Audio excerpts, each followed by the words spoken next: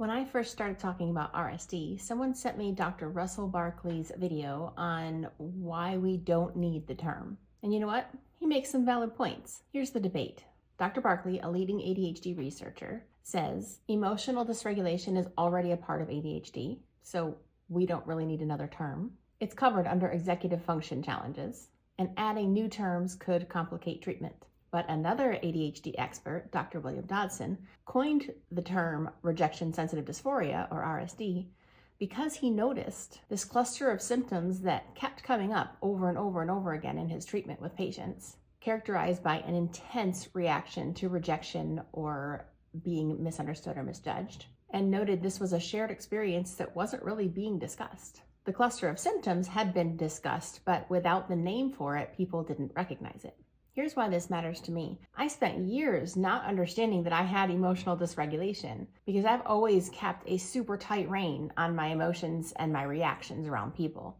I can remember doing this as young as 4 years old. I didn't have visible meltdowns. Only those closest to me would have ever seen that happen with me. And it's rare. So my struggles were mostly internal and I masked really well. But when I learned about RSD specifically, suddenly my people-pleasing made total sense. My constant fear of being too much or too annoying suddenly had a reason. My intense reaction to being misunderstood, misjudged, or perceived rejection was suddenly explained. And my over-explaining finally had context. My kids had been telling me for years that I over-explained, but I didn't understand until I did. I was trying to avoid being misjudged. Maybe both doctors are right.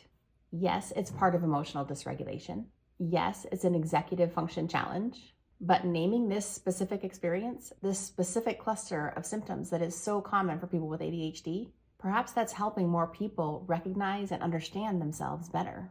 Think about it. We already know anxiety is a part of emotional dysregulation, but we still give it a name because naming something specific helps us recognize it, understand it, talk about it, and find others who share our experience. So whether you call it RSD, executive dysfunction, emotional dysregulation, or something else, what matters is understanding your experiences, finding strategies that work, building self-compassion, and creating support systems. So, is RSD real?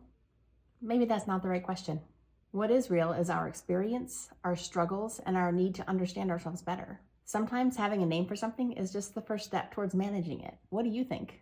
Has having a name for this helped you understand it better?